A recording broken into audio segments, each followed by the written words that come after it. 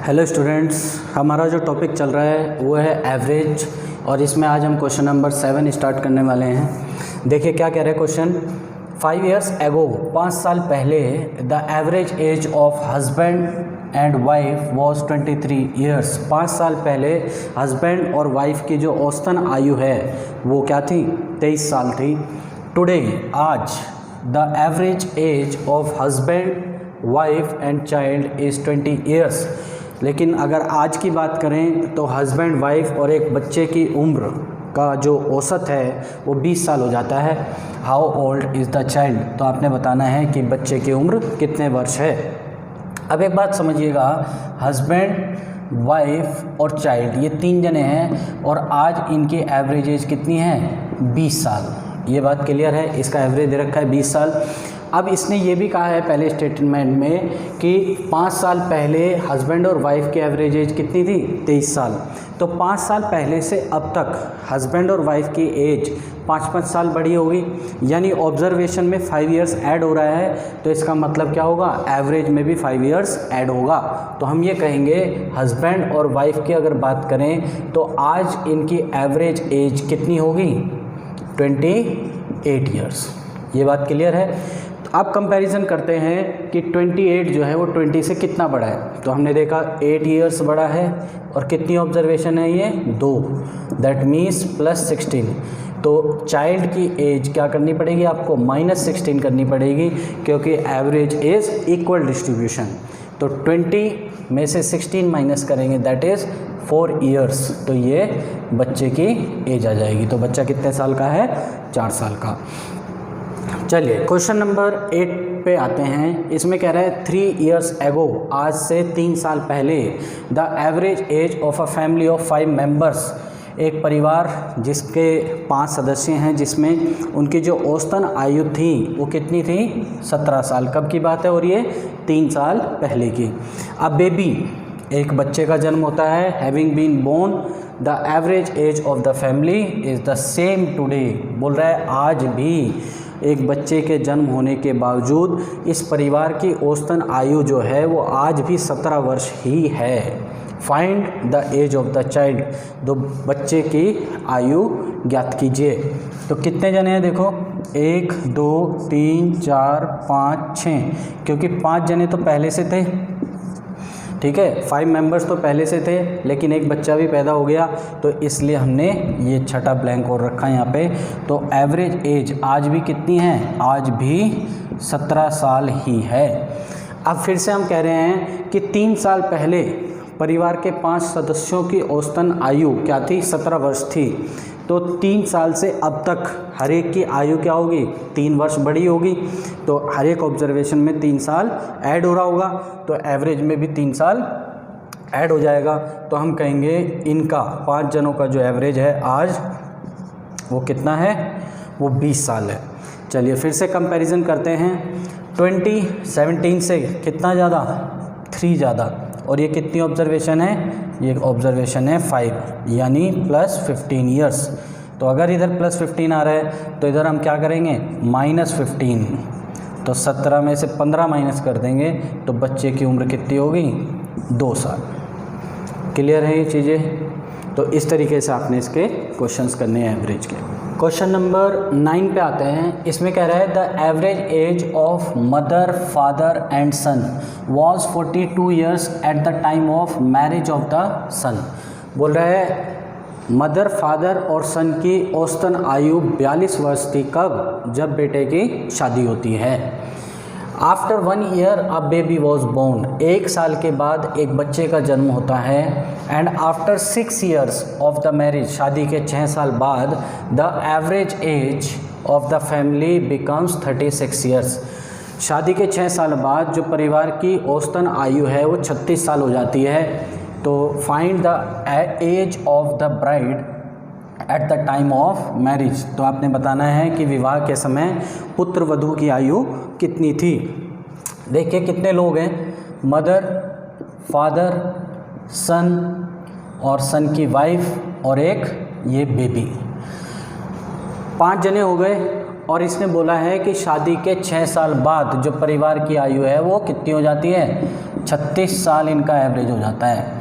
अब एक बात समझिएगा, जब शादी हुई तो मदर, फादर और सन की जो एवरेज एज है वो 42 ईयर्स थी और शादी के 6 साल बाद एवरेज 36 हो जाता है। तो जब शादी हुई तब से अब तक मदर, फादर और सन की जो एज है उसमें 6-6 साल की बढ़ोतरी होगी। तो हम ये कहेंगे मदर, फादर और सन का जो एवरेज एज है वो आज कितनी होगी, 42 + 6 दैट इज़ 48 ईयर्स। ये बात सबको क्लियर है। अब चलिए कंपैरिजन करते हैं कि 48 जो है वो 36 से कितना बड़ा है। तो हमें समझ आया कि +12 और कितने जने का एवरेज है, ये 3 जनों का, तो इंटू 3 तो +36।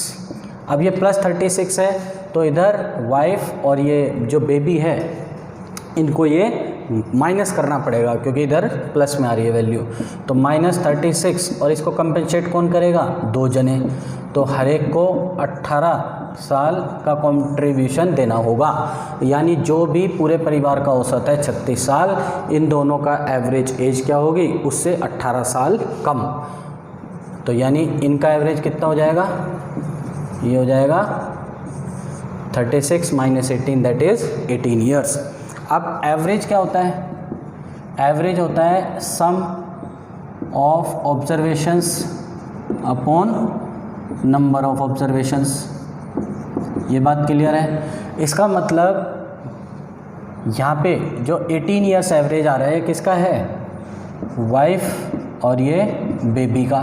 कितने जने हैं, और ये 2 जने, यानी वाइफ और बेबी की एज का सम 18 × 2 = 36 ईयर्स होगा। ये बात सबको क्लियर हो जानी चाहिए। अब देखिए बच्चे का जन्म जो होता है वो शादी के 1 साल बाद होता है और ये जो 36 साल सम है ये शादी के 6 साल बाद का है। तो इसका मतलब क्या होगा, ये बेबी जो है आज कितने साल का होगा, 5 साल का। क्यों, क्योंकि ये 36 साल सम आ रहा है शादी के 6 साल बाद और 1 साल बाद ये पैदा हुआ। तो 1 साल बाद तो पैदा हुआ और आगे कितने साल और, 5 साल और। तो ये है 5 साल का। अब 36 दोनों का सम है, बेबी 5 साल का है, तो ये जो वाइफ होगी इसकी सन की, तो ये कितने की होगी, 31 साल। अब इसने क्या कहा है, ये तो प्रेजेंट एज है वाइफ की 31 ईयर्स, कब की, 6 साल बाद की। लेकिन इसने पूछा क्या है question, find the age of the bride at the time of marriage. तो आज देखो 31 साल की है, तो at the time of marriage कितने की होगी, 5 साल कम, सॉरी 6 साल कम। At the time of marriage bride was 31 - 6 that is 25 years. तो हम ये साफ कहेंगे कि शादी के समय पुत्र वधू की जो आयु थी वो कितने साल थी, 25 साल थी। इस टाइप के क्वेश्चन आपसे एग्ज़ाम में अक्सर पूछे जाते हैं। क्वेश्चन नंबर 10 पे आते हैं। इसमें कह रहा है the average weight of A B and C. A B C 3 जने हैं और इनका औसतन वजन 84 किलो 84 kg है। इफ़ डी जॉइंस दैम, अगर डी आकर के इनको ज्वाइन कर लेता है, द एवरेज वेट बिकम्स, तो जो एवरेज वेट है वो कितना हो जाता है, 80 kilogram. If another person E, अगर एक और दूसरा आदमी E who is 3 kg heavier than D, जो कि डी से 3 किलो अधिक भारी है, रिप्लेसेस ए, किसको रिप्लेस करता है, ए को, यानी ए को हटा के अगर ई आ जाता है, then the average weight of B C D and E, B C D और ई का एवरेज वेट तब कितना हो जाता है, 79 kg। तो फाइंड द वेट ऑफ ए, तो ए का वजन ज्ञात कीजिए कितना होगा। चलिए अब ये क्या कह रहा है, ए बी सी और डी, ये कितने जने थे, ए बी सी का तो एवरेज था 84, लेकिन अगर डी ज्वाइन कर लेता है तो एवरेज हो जाता है 80। तो हम कह रहे हैं 80 किलो एवरेज है किसका, ए बी सी और डी का। लेकिन ए बी सी का एवरेज कितना है, ये इसने क्लियर दे दिया 84 kg। तो यहाँ से हम डी का वजन निकाल लेंगे। देखिए 84 80 से कितना ज़्यादा, 4 ज़्यादा, +4, और कितनी ऑब्जर्वेशन है, 3, तो 3 × 4 = 12, यानी 12 साल अधिक। तो अगर इधर 12 साल अधिक आ रहा है तो डी को -12 साल करना पड़ेगा। तो 80 में से 12 माइनस कर देंगे तो डी की एज आ जाएगी, 80 में से 12 गए 68 ईयर्स, ये डी की एज हो जाएगी। अब देखो अगर हमें ई की एज चाहिए तो इसने क्या बोला, if another person E who is 3 kg heavier than D, E जो है वो डी से 3 किलो अधिक भारी है, तो 68 + 3 दैट इज़ ई जो है वो 71 ईयर्स का है। ये बात सबको क्लियर है। चलो अब इधर आते हैं, अगर हम ए बी सी और डी की एज का सम देखें तो ए + बी + सी + डी, एवरेज अगर 80 है तो सम कितना होगा, 80 × 4। ये बात क्लियर है, क्योंकि एवरेज क्या होता है, sum of observation upon number of observation. ये 4 नीचे आएगा, तो जब ए बी सी डी की वैल्यू निकालेंगे तो सम क्या हो जाएगा, 80 × 4। इसी तरीके से आगे इसने क्या बोला है, E who is 3 kg heavier than D replaces ए।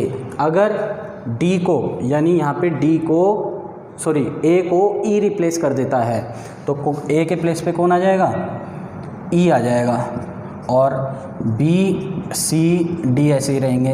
तो एवरेज वेट कितना हो जाता है इन चार का, 79 kg।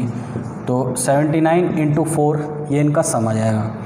तो फर्स्ट इक्वेशन में से सेकंड को माइनस कर लेते हैं, तो क्या आ जाएगा, minus minus minus minus minus, B से बी कैंसिल, सी से सी कैंसिल, डी से डी कैंसिल, तो a - e = 4 यहाँ से कॉमन आ जाएगा, और 80 - 79 दैट इज़ 1। तो a - e = 4, और e का वजन कितना है देखो, 71 ईयर्स। तो अच्छा वेट की बात हो रही है तो ये आपका पूरा kg में चलेगा इधर, ठीक है, तो ये सब kg में होगा। क्लियर है बात, इधर भी एक kg में होगा। चलिए a - e = 4 है, तो e का जो वेट है वो है 71 kg, तो a = कितना हो जाएगा, 71, a - 71 = 4 and a = 71 + 4 that is 75 kg। तो हमें पता चल गया कि a का जो वज़न है वो कितना होगा, 75 किलोग्राम। चलिएगा क्वेश्चन नंबर 11 पे आते हैं। इसमें कह रहा है the average temperature of Monday, Tuesday, Wednesday and Thursday, कितने दिन है ये, 4 दिन, इज़ 31 डिग्री सेल्सियस। औसतन तापमान मंडे से थर्सडे तक का कितना है, 31 degree Celsius. And that of Tuesday, Wednesday, Thursday and Friday, इनका कितना है, इज़ 29.5 डिग्री सेल्सियस। इनका औसतन तापमान है 4 दिन का 29.5 degree Celsius. If the average temperature of Monday was 37 1/2% more, 37.5% अधिक है किससे, than the average temperature of Friday, Friday के तापमान से। Find the temperature on Monday, तो आपको बताना है कि सोमवार को जो तापमान है वो कितना था। तो हम कह रहे हैं देखिएगा, मंडे, ट्यूसडे, वेडनेसडे और थर्सडे की अगर बात करें, इनका सम करें तो एवरेज क्या होता है, सम ऑफ ऑब्जर्वेशन, एवरेज होगा sum of observation, that is Monday, Tuesday, Wednesday और थर्सडे। कितने दिन हैं ये, 4, और एवरेज कितना दे रखा है, 31। तो यहाँ पे वैल्यू क्या आ जाएगी, 31। तो अगर हम सम की बात करें मंडे, ट्यूसडे, वेडनेसडे और थर्सडे का, तो वो कितना होगा, 31 × 4। ये बात सबको क्लियर हो जानी चाहिए, ठीक है। इसके बाद क्या कह रहा है, that of Tuesday, Wednesday, Thursday and Friday. अब देखिएगा, Tuesday, Wednesday, Thursday and Friday, ये भी 4 दिन है, इनका सम कितना हो जाएगा, औसत दे रहा है 29.5, तो सम क्या हो जाएगा, 29.5 × 4। ये बात क्लियर है। चलिए अब पहले वाले स्टेटमेंट में से दूसरे वाले स्टेटमेंट, दूसरी इक्वेशन को माइनस कर लेते हैं। तो ये माइनस, ये माइनस, ये माइनस, ये माइनस और ये भी माइनस। देखिएगा, ट्यूसडे से ट्यूसडे कैंसिल, वेडनेसडे से वेडनेसडे कैंसिल, थर्सडे से थर्सडे कैंसिल। क्लियर है बात।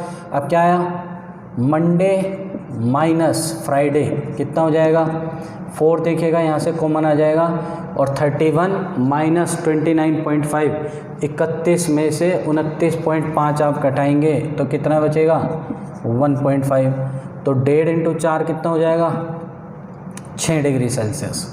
ये बात क्लियर है। चलिए अब इसने क्या कहा है, the average temperature of Monday was 37 1/2% मोर।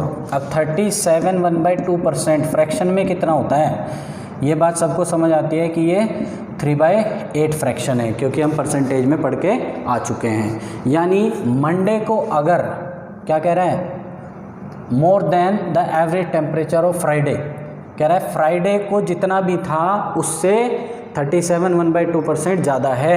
यानी फ्राइडे को अगर 8 था, क्योंकि ये बेस वैल्यू है, फ्राइडे को अगर 8 था तो 8 पे 3 ज़्यादा, यानी मंडे को कितना होगा, मंडे को होगा 11। ये बात समझ लीजिएगा आप। तो इसको हम रेशियो वाइज लिख लेते हैं। Let's say it is 11x, अगर ये 8x था तो इस पर 3x की बढ़ोतरी हुई। यहाँ पे वैल्यू अगर पुट करें, मंडे को कितना दिखा रहा है 11x और फ्राइडे को 8x इक्वल टू 6, तो 3x इक्वल टू यहाँ से कितना आ जाएगा, this implies 3x is equal to 6 and x equal to 2। आपको कौन से दिन का टेम्परेचर पूछा इसने, find the temperature on Monday. Monday को जो तापमान होगा वो ये होगा, that is 11 into 2 that is 22 degree Celsius. ये मंडे का तापमान आ जाएगा 22 डिग्री सेल्सियस। क्वेश्चन नंबर 12 पे आते हैं। इसमें कह रहा है the average temperature from Monday to Wednesday is 37 degree Celsius.